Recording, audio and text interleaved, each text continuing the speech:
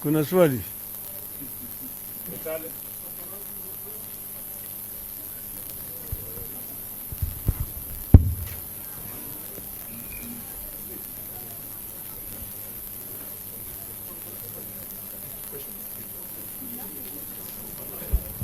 Do you have any questions here? Okay.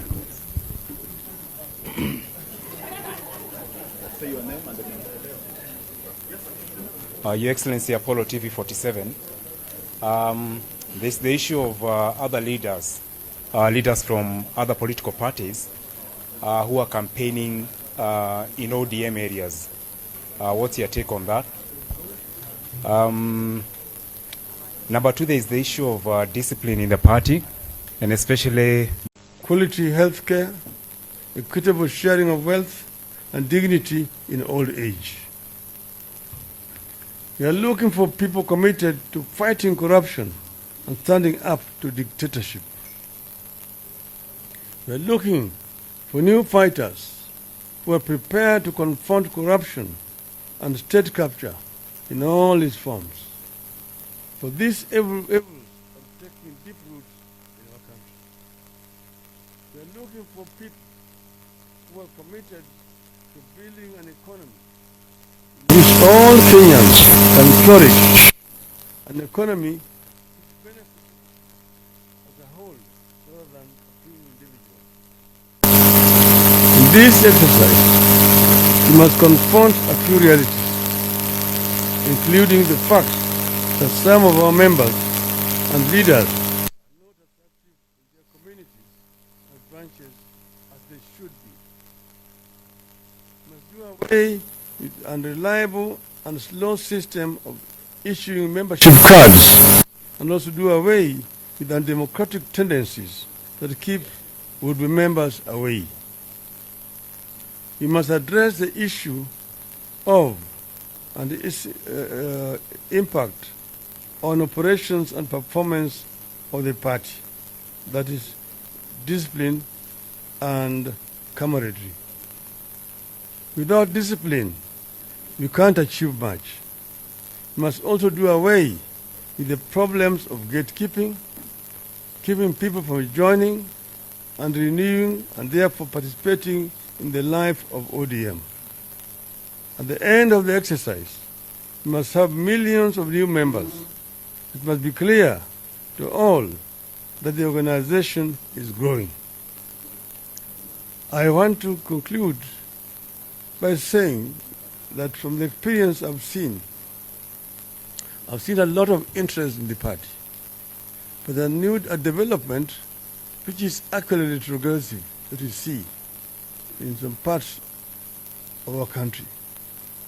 And I've seen it in the coast, I've seen it in upper eastern, I've seen it in northeastern, I've seen it here in Nairobi, I've seen it in western, I've seen it in Nyanza. The issue of early campaigns. People are in campaigns, and we hardly 1 year from the last elections. We still have got 4 more years to go. But this is bringing a lot of tension among our members. And people campaigning, they want to be MCAs. Those who are elected as MCAs, campaigning, they want to be MPs. They have hardly served the people to qualify. It is what you're doing to the people as an MCA which will endear you to the larger constituency.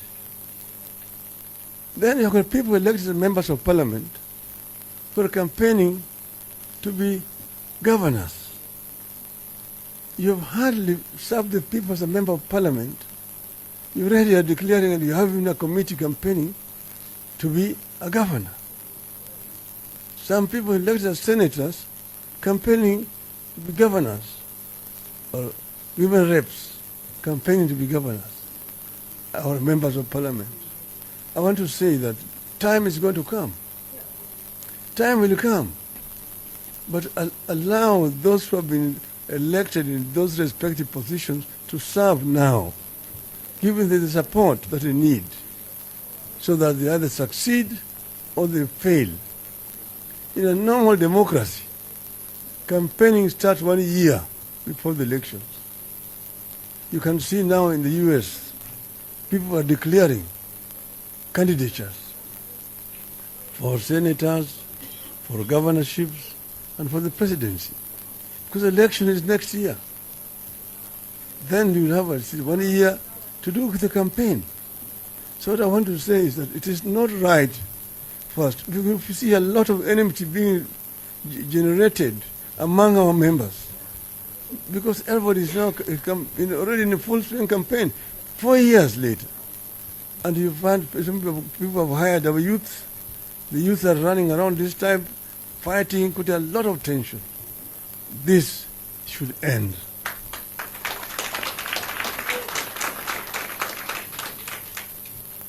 So I think basically that's what I wanted to say here.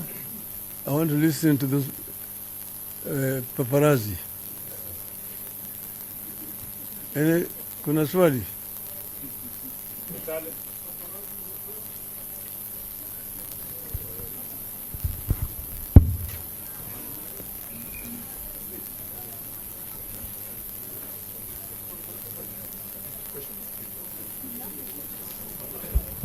Do you have any questions here?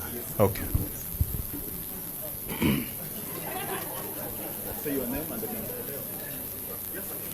Your Excellency, Apollo TV 47.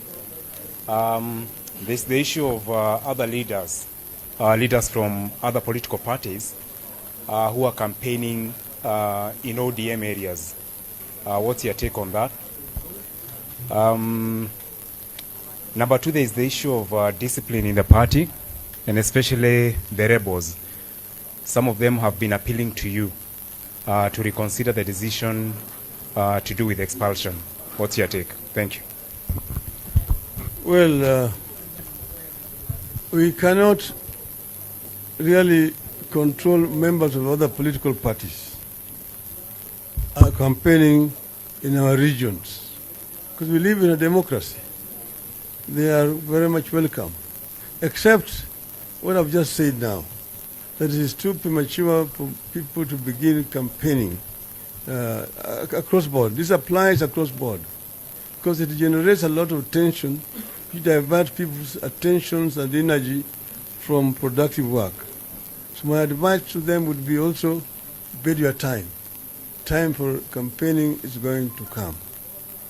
With regard to discipline in the party, there are of course clear rules and guidelines how discipline are handled. And as you know, we have a committee that deals with matters of discipline. Then we have got respective party organs that handle those. So if somebody is unhappy the manner in which his case has been handled, he has the right to appeal through the normal channels. This appeal should be handled. You see, there are rules that must be observed. We must strengthen multi-party in our country. If you are elected on a particular party's ticket or a coalition, you actually are basically confined to serve that party for that 5 years mandate. If in the middle of that period you feel dissatisfied with that party, they want to cross the floor, then of course it is your democratic right. But the rules have been that you resign, you go back to the electorate and seek a fresh mandate from the electorate. This is what we are saying. So we are saying those members who don't want to be in ODM are free. They have their democratic right to move to wherever they want to move. But allow us and our supporters an opportunity to test your popularity. Let us then also have another candidate to replace you. Next. My name is David Muthoka from KTN. And yesterday you released a dossier on the G2G deal, oil deal that the government is in. And you termed it as a grand scam.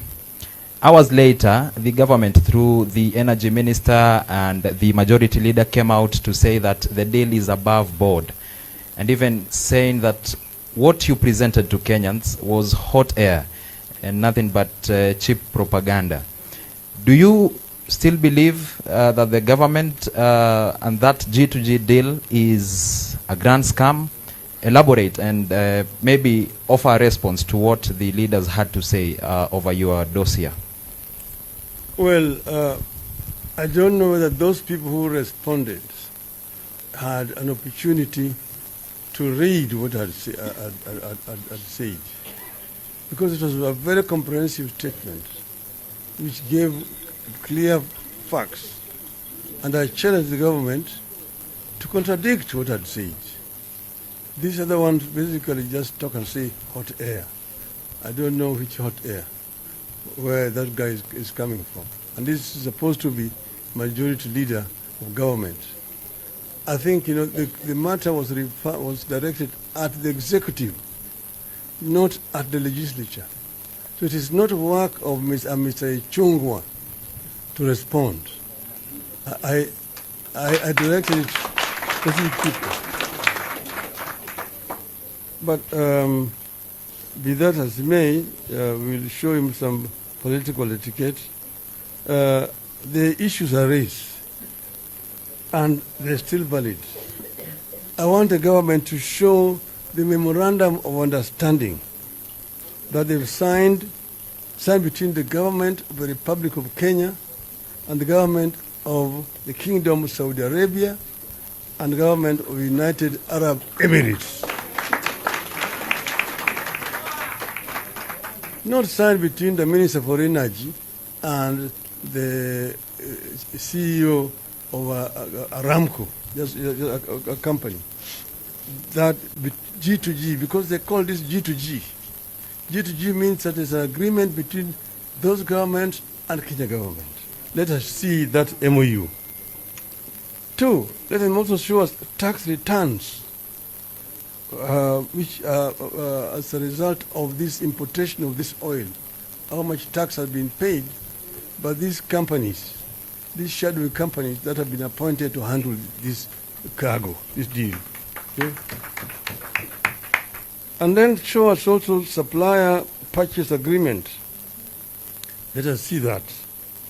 Then tell us why EPRA boss, Amisa Kipto, was involved in the negotiations of these contracts, yet he's the one also who is here fixing prices.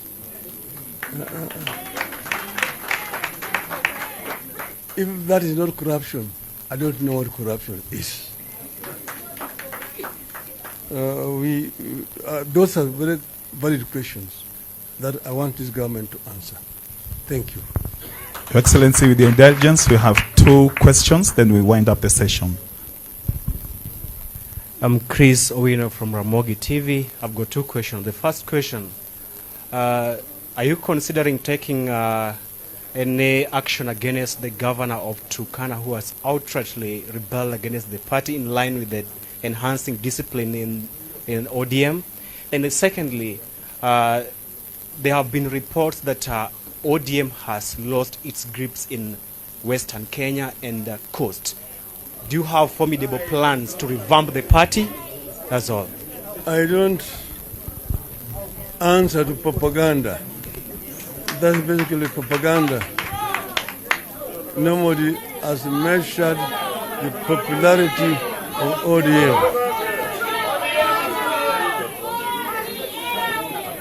That's you've seen that.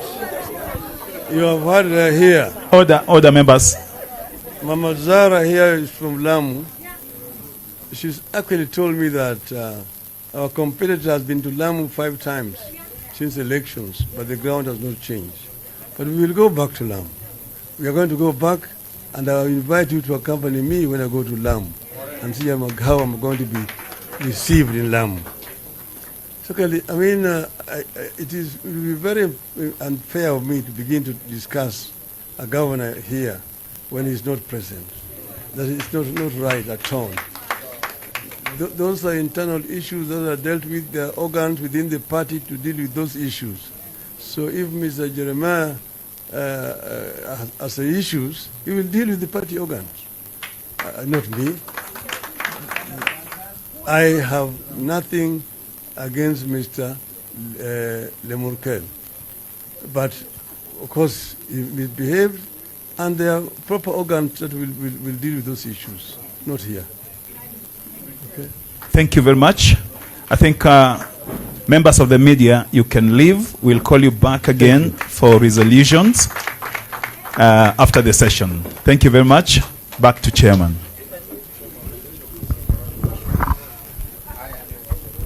Wacha media sasa watoke kidogo. Wacha tupige makofi ya kilo ya baba sasa.